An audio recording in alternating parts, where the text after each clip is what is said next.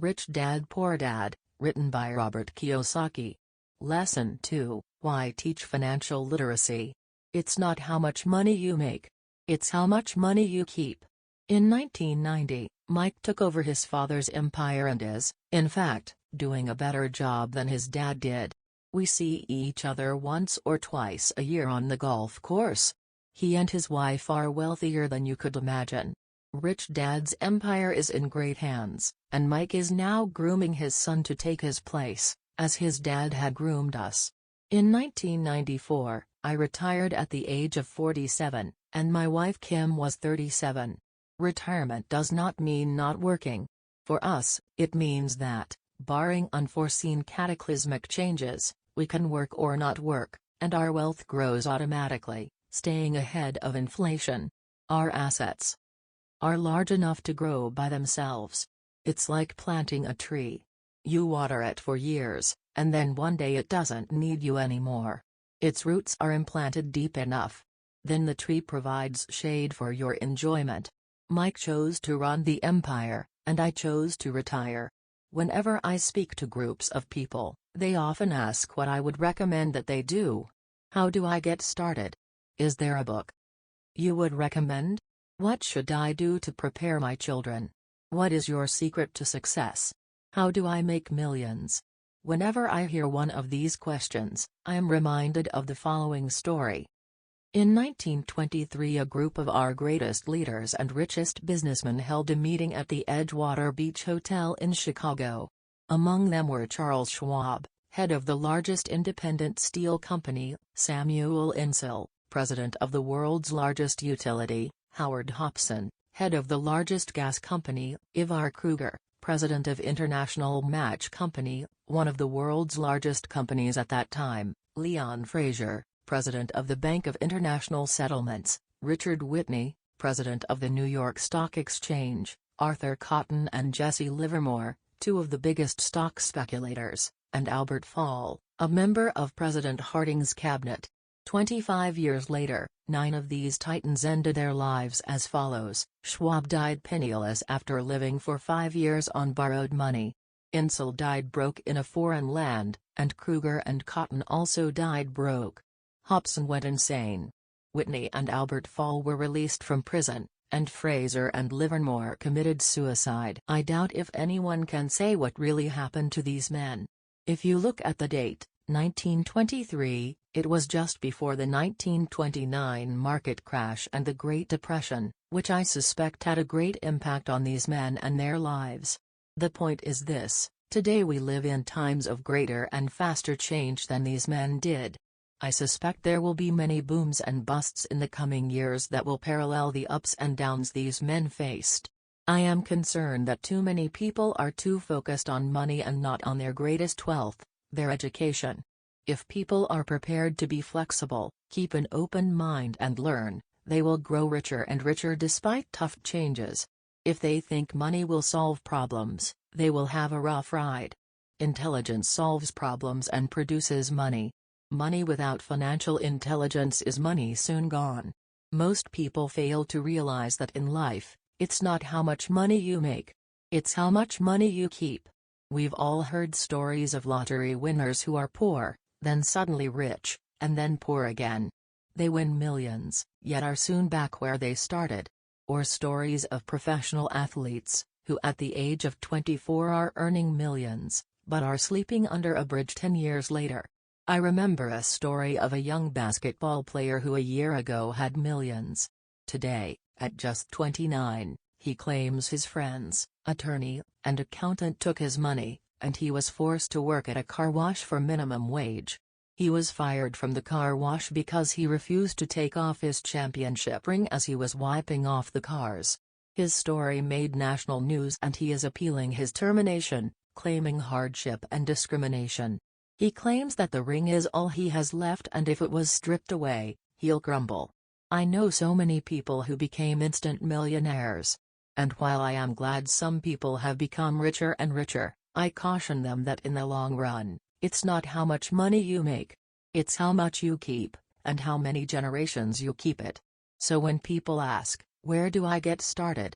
Or tell me how to get rich quick, They often are greatly disappointed with my answer. I simply say to them what my rich dad said to me when I was a little kid. If you want to be rich, you need to be financially literate. That idea was drummed into my head every time we were together. As I said, my educated dad stressed the importance of reading books, while my rich dad stressed the need to master financial literacy. If you are going to build the Empire State Building, the first thing you need to do is dig a deep hole and pour a strong foundation. If you are going to build a home in the suburbs, all you need to do is pour a 6-inch slab of concrete. Most people, in their drive to get rich, are trying to build an Empire State Building on a 6-inch slab. Our school system, created in the agrarian age, still believes in homes with no foundation. Dirt floors are still the rage. So kids graduate from school with virtually no financial foundation. One day, sleepless and deep in debt in suburbia, living the American dream, they decide that the answer to their financial problems is to find a way to get rich quick. Construction on the skyscraper begins. It goes up quickly, and soon, instead of the Empire State Building, we have the Leaning Tower of suburbia. The sleepless nights return. As for Mike and me in our adult years, both of our choices were possible because we were taught to pour a strong financial foundation when we were just kids. Accounting is possibly the most confusing, boring subject in the world, but if you want to be rich long-term, it could be the most important subject. For Rich Dad, the question was how to take a boring and confusing subject and teach it to kids. The answer he found was to make it simple by teaching it in pictures. My rich dad poured a strong financial foundation for Mike and me. Since we were just kids, he created a simple way to teach us. For years he only drew pictures and used few words. Mike and I understood the simple drawings, the jargon, the movement of money, and then in later years, Rich Dad began adding numbers. Today, Mike has gone on to master much more complex and sophisticated accounting analysis because he had to in order to run his empire. I am not as sophisticated because my empire is smaller, yet we come from the same simple foundation. Over the following pages, I offer to you the same simple line drawings Mike's dad created for us. Though basic, those drawings helped guide two little boys in building great sums of wealth on a solid and deep foundation. Rule number 1, you must know the difference between an asset and a liability, and by assets. If you want to be rich, this is all you need to know. It is rule number 1. It is the only rule. This may sound absurdly simple, but most people have no idea how profound this rule is. Most people struggle financially because they do not know the difference between an asset and a liability. Rich people acquire assets. The poor and middle class acquire liabilities that they think are assets, said Rich Dad. When Rich Dad explained this to Mike and me, we thought he was kidding. Here we were, nearly teenagers and waiting for the secret to getting rich, and this was his answer. It was so simple that we stopped for a long time to think about it. What is an asset? Asked Mike. Don't worry right now, said Rich Dad. Just let the idea sink in. If you can comprehend the simplicity, your life will have a plan and be financially easy. It is simple. That is why the idea is missed. You mean all we need to know is what an asset is, acquire them, and we'll be rich? I asked. Rich Dad nodded his head. It's that simple. If it's that simple, how come everyone is not rich? I asked. Rich Dad smiled. Because people do not know the difference between an asset and a liability. I remember asking, how could adults be so misguided? If it is that simple, if it is that important, why would everyone not want to find out? It took Rich Dad only a few minutes to explain what assets and liabilities were. As an adult, I have difficulty explaining it to other adults. The simplicity of the idea escapes them because they have been educated differently. They were taught by other educated professionals, such as bankers, accountants, real estate agents, financial planners, and so forth. The difficulty comes in asking adults to unlearn or become children again. An intelligent adult often feels it is demeaning to pay attention to simplistic definitions.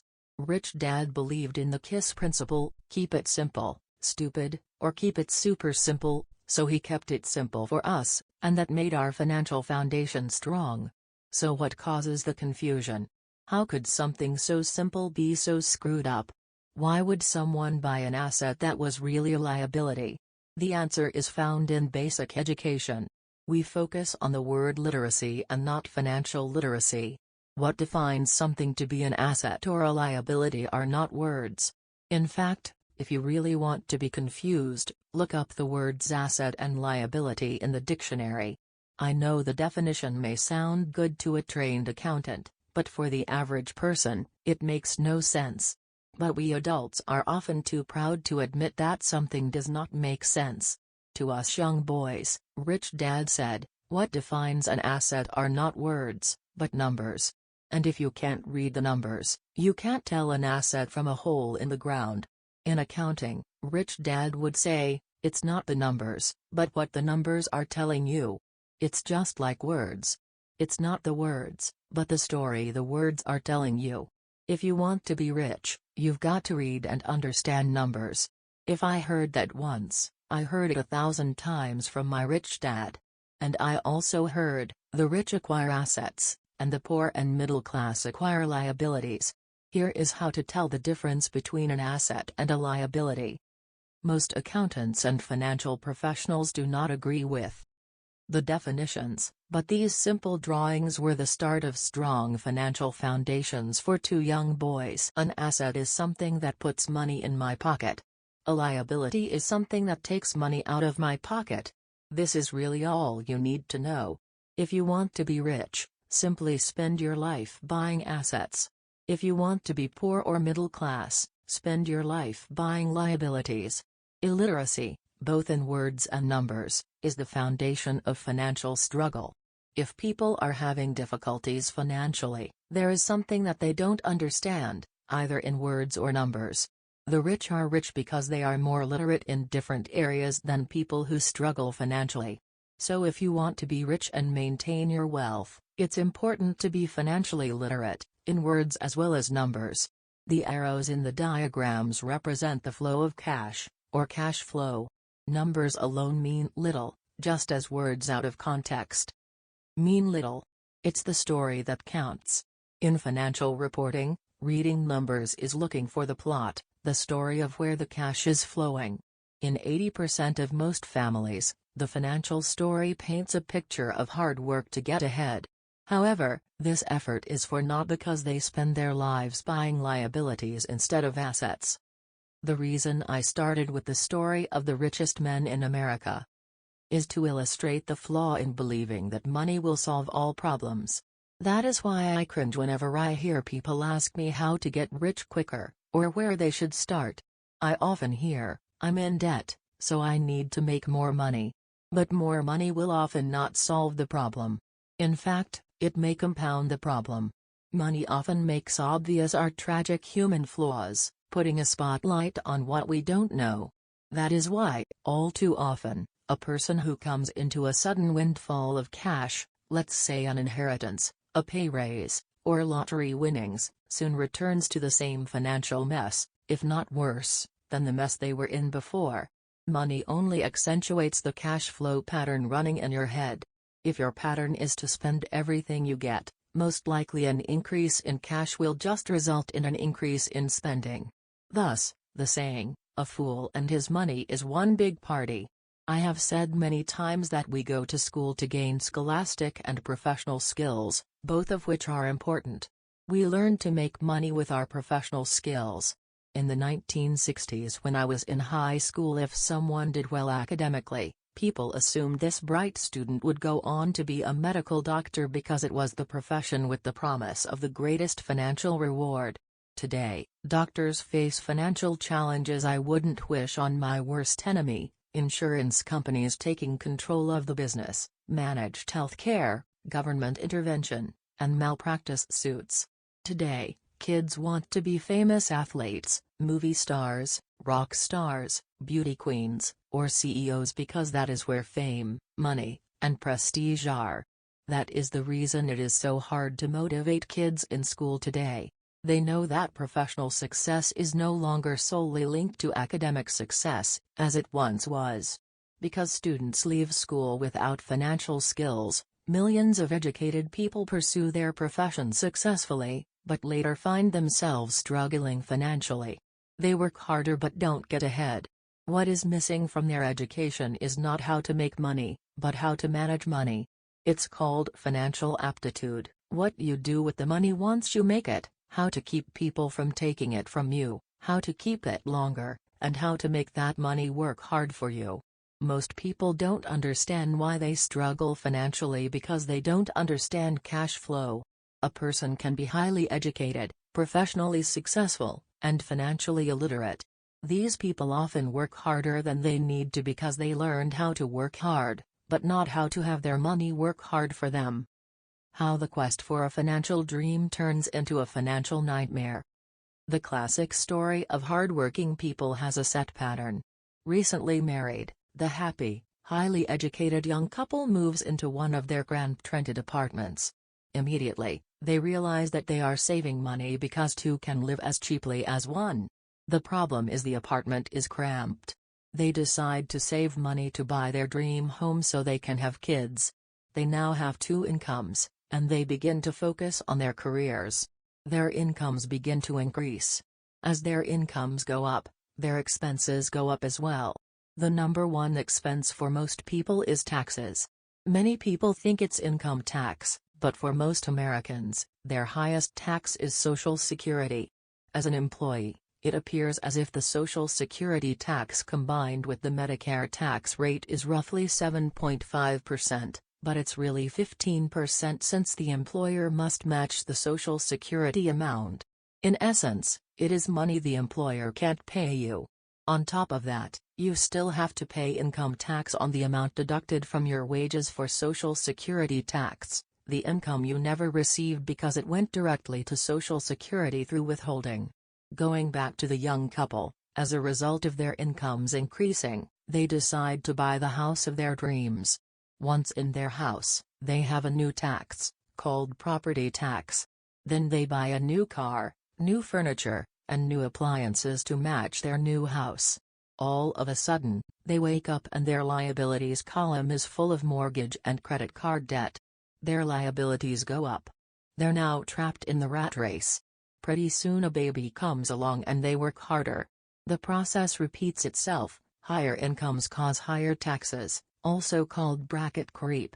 A credit card comes in the mail. They use it and max it out. A loan company calls and says their greatest asset, their home, has appreciated in value because their credit is so good. The company offers a bill consolidation loan and tells them the intelligent thing to do is clear off the high-interest consumer debt by paying off their credit card. And besides, interest on their home is a tax deduction. They go for it, and pay off those high-interest credit cards. They breathe a sigh of relief. Their credit cards are paid off. They've now folded their consumer debt into their home mortgage. Their payments go down because they extend their debt over 30 years. It is the smart thing to do. Their neighbor calls to invite them to go shopping. The Memorial Day sale is on.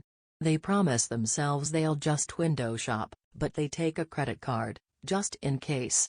I run into this young couple all the time. Their names change, but their financial dilemma is the same. They come to one of my talks to hear what I have to say. They ask me, "Can you tell us how to make more money?"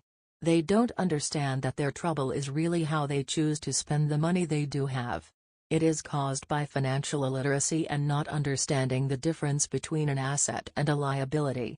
More money seldom solves someone's money problems. Intelligence solves problems. There is a saying a friend of mine says over and over to people in debt: if you find you have dug yourself into a hole, stop digging. As a child, my dad often told us that the Japanese were aware of three powers: the power of the sword, the jewel, and the mirror. The sword symbolizes the power of weapons. America has spent trillions of dollars on weapons and, because of this, is a powerful military presence in the world. The jewel symbolizes the power of money.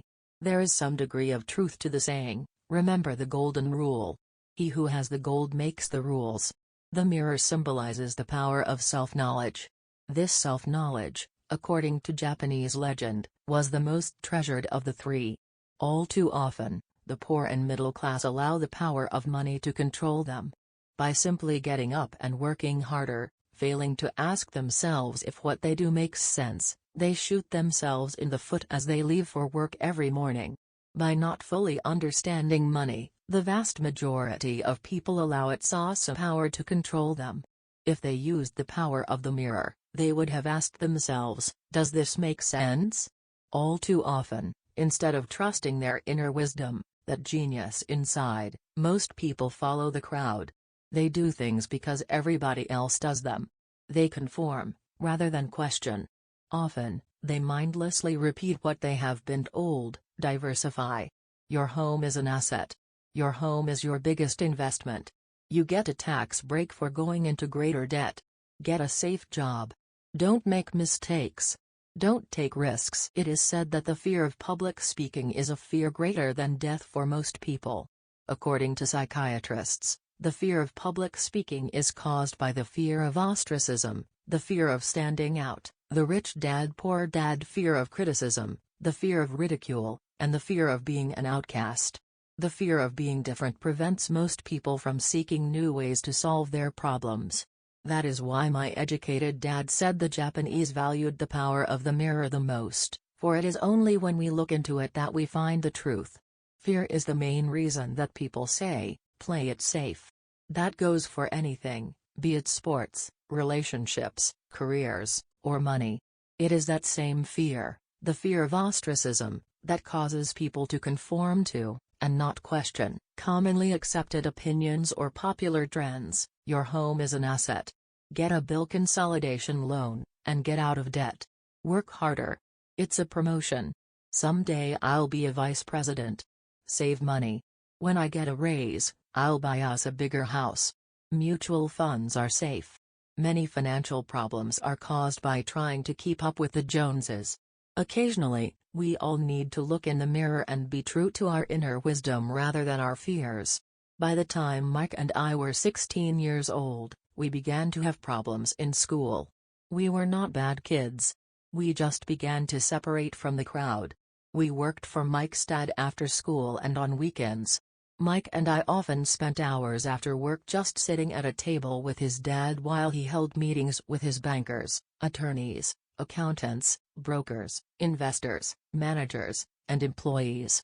Here was a man who had left school at 13 who was now directing, instructing, ordering, and asking questions of educated people. They came at his beck and call, and cringed when he didn't approve of them. Here was a man who had not gone along with the crowd. He was a man who did his own thinking and attested the words, "We have to do it this way because that's the way everyone else does it." He also hated the word can't. If you wanted him to do something, just say, "I don't think you can do it." Mike and I learned more sitting in on his meetings than we did in all our years of school, college included. Mike's dad was not booked smart, but he was financially educated and successful as a result. He told us over and over again, an intelligent person hires people who are more intelligent than he is. So Mike and I had the benefit of spending hours listening to and learning from intelligent people. But because of this, Mike and I couldn't go along with the standard dogma our teachers preached, and that caused problems. Whenever the teacher said, "If you don't get good grades, you won't do well in the real world," Mike and I just raised our eyebrows. When we were told to follow set procedures and not deviate from the rules, we could see how school discouraged creativity. We started to understand why our rich dad told us that schools were designed to produce good employees, instead of employers. Occasionally, Mike or I would ask our teachers how what we studied was applicable in the real world, or why we never studied money and how it worked. To the latter question, we often got the answer that money was not important, that if we excelled in our education, the money would follow. The more we knew about the power of money, the more distant we grew from the teachers and our classmates. My highly educated dad never pressured me about my grades, but we did begin to argue about money. By the time I was 16, I probably had a far better foundation with money than both my parents. I could keep books. I listened to tax accountants, corporate attorneys, bankers, real estate brokers, investors, and so forth. By contrast, my dad talked to other teachers. One day my dad told me that our home was his greatest investment. A not too pleasant argument took place when I showed him why I thought a house was not a good investment. The above diagram illustrates the difference in perception between my rich dad and my poor dad when it came to their homes. 1. Dad thought his house was an asset, and the other dad thought it was a liability. I remember when I drew the following diagram for my dad showing him the direction of cash flow. I also showed him the ancillary expenses that went along with owning the home. A bigger home meant bigger expenses, and the cash flow kept going out through the expense column. Today, people still challenge me on the idea of a house not being an asset. I know that for many people, it is their dream as well as their largest investment. And owning your own home is better than nothing. I simply offer an alternate way of looking at this popular dogma. If my wife and I were to buy a bigger, flashier house, we realize it wouldn't be an asset. It would be a liability since it would take money out of our pocket. So here is the argument I put forth. I really don't expect most people to agree with it because your home is an emotional thing, and when it comes to money, high emotions tend to lower financial intelligence. I know from personal experience that money has a way of making every decision emotional. When it comes to houses, most people work all their lives paying for a home they never own. In other words, most people buy a new house every few years, each time incurring a new 30-year loan to pay off the previous one. Even though people receive a tax deduction for interest on mortgage payments, they pay for all their other expenses with after-tax dollars, even after they pay off their mortgage. My wife's parents were shocked when the property taxes on their home increased to $1,000 a month. This was after they had retired, so the increase put a strain on their retirement budget, and they felt forced to move. Houses do not always go up in value. I have friends who owe $1 million for a home that today would sell for far less. The greatest losses of all are those from missed opportunities. If all your money is tied up in your house, you may be forced to work harder because your money continues blowing out of the expense column, instead of adding to the asset column, the classic middle-class cash flow pattern. If a young couple would put more money into their asset column early on, their later years would be easier. Their assets would have grown and would be available to help cover expenses. All too often, a house only serves as a vehicle for incurring a home equity loan to pay for mounting expenses. In summary, the end result in making a decision to own a house that is too expensive in lieu of starting an investment portfolio impacts an individual in at least the following 3 ways. 1. Loss of time, during which other assets could have grown in value. 2. Loss of additional capital, which could have been invested instead of paying for high-maintenance expenses related directly to the home. 3. Loss of education. Too often, people count their house and savings and retirement plans as all they have in their asset column. Because they have no money to invest, they simply don't invest. This costs them investment experience. Most never become what the investment world calls a sophisticated investor. And the best investments are usually first sold to sophisticated investors, who then turn around and sell them to the people playing it safe. I am not saying don't buy a house. What I am saying is that you should understand the difference between an asset and a liability. When I want a bigger house, I first buy assets that will generate the cash flow to pay for the house. My educated dad's personal financial statement best demonstrates the life of someone caught in the rat race. His expenses match his income, never allowing him enough left over to invest in assets. As a result, his liabilities are larger than his assets. Why the rich get richer. A review of my rich dad's financial statement shows why the rich get richer. The asset column generates more than enough income to cover expenses, with the balance reinvested into the asset column. The asset column continues to grow and, therefore, the income it produces grows with it. The result is that the rich get richer. Why the middle class struggle. The middle class finds itself in a constant state of financial struggle. Their primary income is through their salary. As their wages increase, so do their taxes. Their expenses tend to increase in proportion to their salary increase, hence, the phrase the rat race. They treat their home as their primary asset, instead of investing in income-producing assets. This pattern of treating your home as an investment, and the philosophy that a pay raise means you can buy a larger home or spend more, is the foundation of today's debt-ridden society.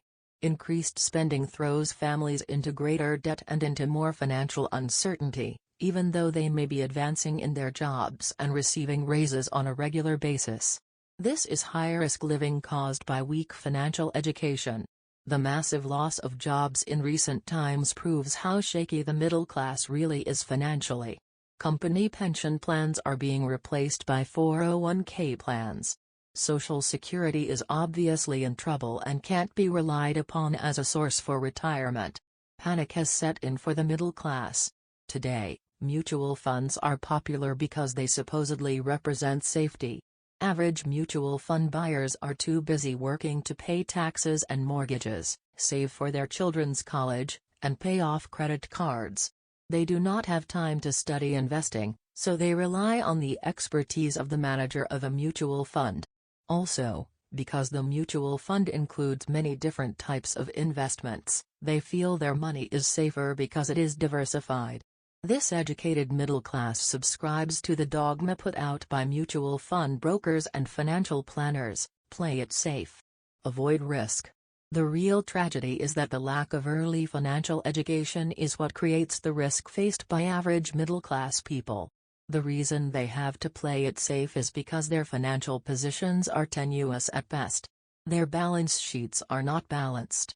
Instead, they are loaded with liabilities and have no real assets that generate income. Typically, their only source of income is their paycheck. Their livelihood becomes entirely dependent on their employer. So when genuine deals of a lifetime come along, these people can't take advantage of them because they are working so hard, are taxed to the max, and are loaded with debt. As I said at the start of this section, the most important rule is to know the difference between an asset and a liability. Once you understand the difference, concentrate your efforts on buying income-generating assets. That's the best way to get started on a path to becoming rich. Keep doing that, and your asset column will grow. Keep liabilities and expenses down so more money is available to continue pouring into the asset column. Soon the asset base will be so deep that you can afford to look at more speculative investments, investments that may have returns of 100% to infinity, $5,000 investments that are soon turned into $1 million or more, investments that the middle class calls too risky. The investment is not risky for the financially literate. As an employee who is also a homeowner, your working efforts are generally as follows. 1. You work for the company. Employees make their business owner or the shareholders rich, not themselves. Your efforts and success will help provide for the owner's success and retirement. 2. You work for the government.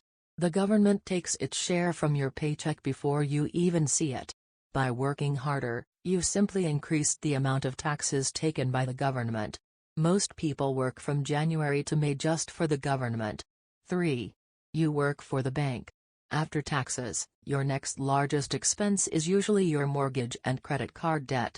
The problem with simply working harder is that each of these three levels takes a greater share of your increased efforts.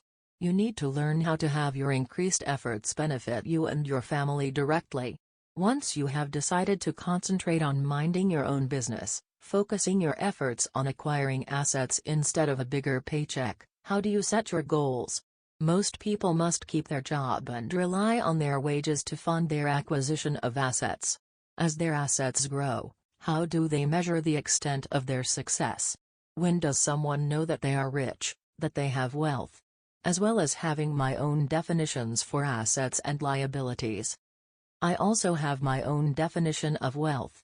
Actually, I borrowed it from a man named R. Buckminster Fuller. Some call him a quack, and others call him a genius. Years ago he got architects buzzing because he applied for a patent for something called a geodesic dome. But in the application, Fuller also said something about wealth. It was pretty confusing at first, but after reading it, it began to make some sense. Wealth is a person's ability to survive so many numbers of days forward, or, if I stopped working today, how long could I survive? Unlike net worth, the difference between your assets and liabilities, which is often filled with a person's expensive junk and opinions of what things are worth, this definition creates the possibility for developing a truly accurate measurement. I could now measure and know where I was in terms of my goal to become financially independent. Although net worth often includes non-cash producing assets, like the stuff you bought that now sits in your garage, wealth measures how much money your money is making and, therefore, your financial survivability. Wealth is the measure of the cash flow from the asset column compared with the expense column. Let's use an example. Let's say I have cash flow from my asset column of $1,000 a month. And I have monthly expenses of $2,000. What is my wealth? Let's go back to Buckminster Fuller's definition. Using his definition, how many days forward can I survive? Assuming a 30-day month, I have enough cash flow for half a month. When I achieve $2,000 a month cash flow from my assets, then I will be wealthy. So while I'm not yet rich, I am wealthy. I now have income generated from assets each month that fully cover my monthly expenses. If I want to increase my expenses, I first must increase my cash flow to maintain this level of wealth. Also note that it is at this point that I'm no longer dependent on my wages. I have focused on, and been successful in, building an asset column that has made me financially independent. If I quit my job today, I would be able to cover my monthly expenses with the cash flow from my assets. My next goal would be to have the excess cash flow from my assets reinvested into the asset column. The more money that goes into my asset column, the more my asset column grows. The more my assets grow, the more my cash flow grows. And as long as I keep my expenses less than the cash flow from these assets, I grow richer with more and more income from sources other than my physical labor. As this reinvestment process continues, I am well on my way to becoming rich. Just remember this simple observation. The rich buy assets. The poor only have expenses. The middle class buy liabilities they think are assets. So how do I start minding my own business? What is the answer? Listen to the founder of McDonald's in the next chapter. Chapter 3, Mind Your Own Business.